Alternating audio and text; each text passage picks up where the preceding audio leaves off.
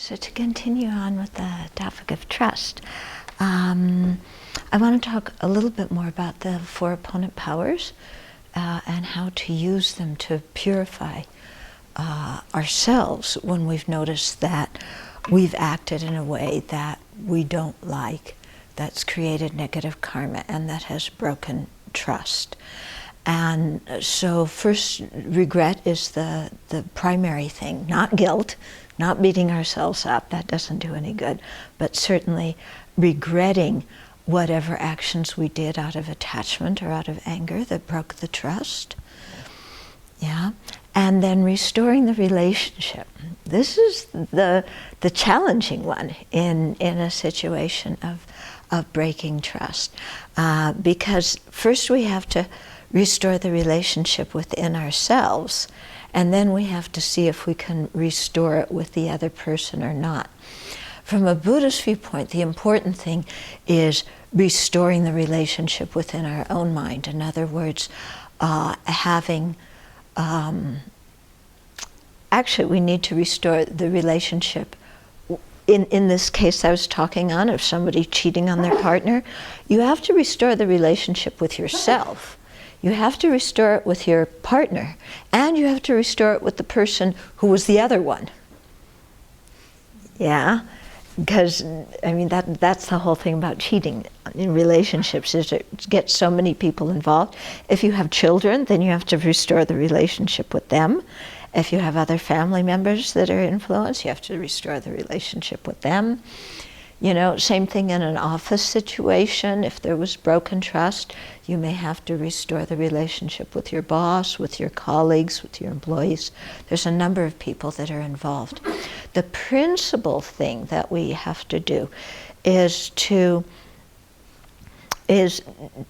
change our attitudes towards the minds of the people with whom we acted in an irresponsible way.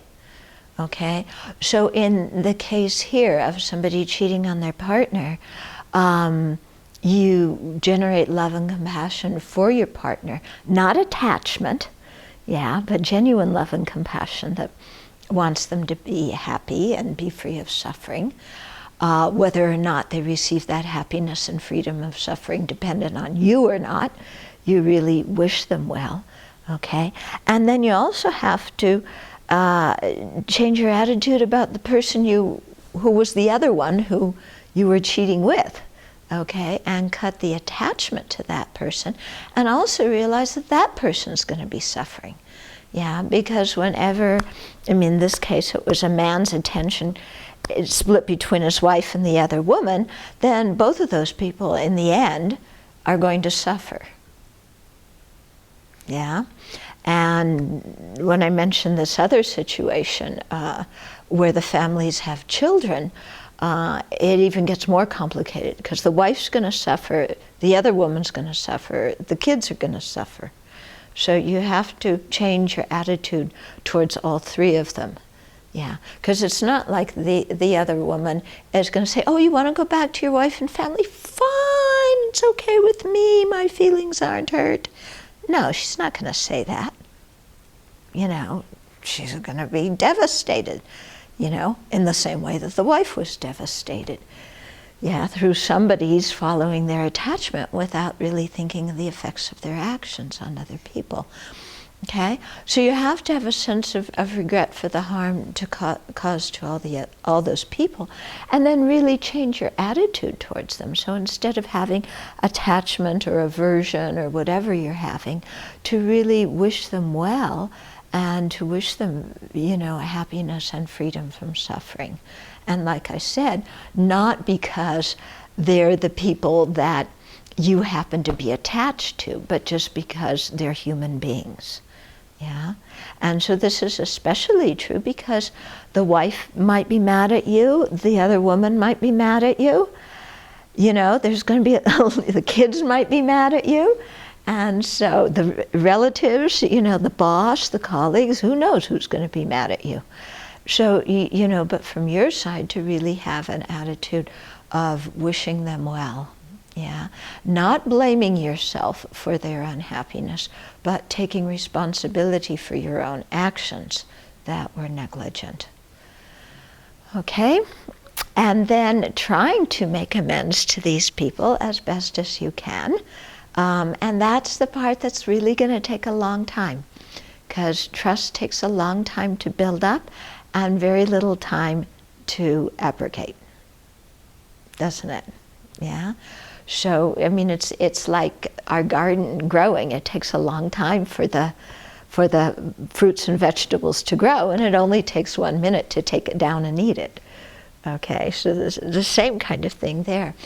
So, that's going to be done over being careful about one's behavior over a long period of time, really looking at the state of your mind and how you're acting towards the various people involved, in terms of, what's going to happen if the man's going back to his wife and his family. What happens with the other woman?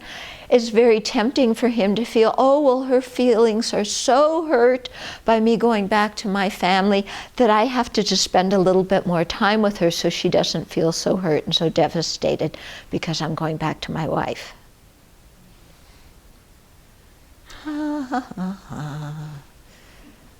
Yeah, that's excuse 7,953 of why I'm not leaving her. It's if you're really going back to your family, if you're going back to your primary relationship, you have to clean cut the relationship with the other person. They may be hurting, they may need comfort and support, but you are not the person to give it to them. Yeah, they need the comfort and support from other people who they can really trust, because they no longer trust you either.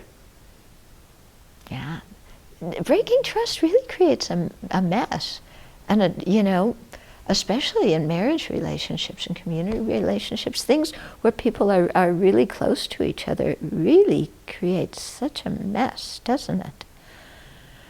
Yeah. So, that person needs help and support, but you're not the one to give it to them, and it's much kinder to just cut the relationship and not have contact. Yeah, it's easier on the person who you're leaving. It's easy, and that is going to be a major factor in regaining the trust of your wife. Here I'm using it that it's the husband that's been cheating, because in the cases that have come to me, that's what it is. It could be the wife who's been cheating too. Okay, but if you really want to reestablish the relationship with your spouse, then you have to cut the relationship with the other person, and slowly reestablish trust, and come back and start developing good conversations and start sharing things with your spouse or your partner to develop that relationship and rebuild the trust and the confidence in each other. Then you have to make a determination not to do the behavior again. So that's where, cutting the relationship with the other person is really important. And not only saying, I'm not going to see that person again, but I'm not going to stray from my marriage again. Yeah, or I'm not going to break the trust of the community again. And so making some kind of strong determination to avoid that kind of action in the future. And the only way we can really make a strong determination not to do it again is by having regret, and then also by really practicing the thought training practices so that we could overcome the attachment or the anger that made us break the trust to start with. So just saying, oh, I regret doing that and I'm not going to do it again, isn't necessarily going to give us the strength of mind to not follow the attachment and the anger in the future.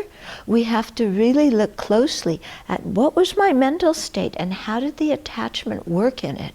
How did the anger work in it? How did I get to the point where I no longer had a sense of integrity or consideration for others? How do I build up my mindfulness, my introspective awareness? Let's do some meditation to develop my sense of integrity and my consideration for others. So actively, thinking about how to handle that kind of mental state or that situation of temptation, should it arise again. Because it probably will, won't it? Yeah? I mean, these kinds of things happen all the time, so that's why we need to be prepared beforehand, okay? And so I think really sitting down and, in this way, I find it helpful to kind of reflect on your whole life, and like, if you want to develop the sense of consideration for others, to really think deeply about what's been the effect of my actions on other people. Yeah? And am I happy with that effect? And when I think about the kindness that other people have shown me, do I want to continue behaving that way? And so to really go deep in our own mind, to retrain the mind and to develop good, good antidotes to this kind of thing. Yeah. So the next time an attractive person appears, it's not that, oh, I'm just going to be her mentor, or we're just going to have a friendly lunch as colleagues. It's like, I know what attachment feels like in my mind. I am not biting the hook. Yeah. And so really kind of knowing, because we know when attachment comes in the mind, don't we? But we just don't like to acknowledge that it's attachment. We would much rather say, oh, it's a special relationship. Right? Yeah, well, it is. It's a special relationship of a lot of attachment. So being able to recognize that and have some strong determinations in place. And then the fourth of the four opponent powers is the remedial antidote. So doing Vajrasattva meditation, doing the prostrations to the 35 Buddhas, things like that, where you're really, again, contemplating that state of mind that got you into the mess and how you're going to avoid it in the future, how else you could think, how else you could act when that situation happens again. And then, doing the Vajrasattva, the 35 Buddhas, or in the case of a marriage, you have to, the remedial action is how you act day to day in relationship to your spouse. Yeah? It's not that you do a lot of Vajrasattva meditation, but you're still looking at everybody else. That's not going to work. So, or it's not that you do Vajrasattva meditation, but you don't make an effort to do fun things with your spouse, or to reestablish good communication, or to really listen deeply to what's going on with that person. No, you have to do something in a day-to-day life to show that person that you are trustworthy. And the same, in an office relationship or working relationship or in a community relationship like we have. You have to do something day by day so that people see, oh, that person's word can be trusted. They say they're going to do this, they're doing this. Yeah? So they say they're not going to do that, they're not doing that. Yeah? So what do they say? Kind of, our actions are the proof of the pudding, something like that, isn't it? Yeah, anyway, there's a lot of sayings, yeah, about that. Oh, actions speak louder than words. Yeah, that one. Okay, so that's what we have to do for the remedial behavior part of it. And then tomorrow I want to talk about, from the side of the person whose trust has been betrayed, how that person handles it. Because a question has also come in from another person in that situation.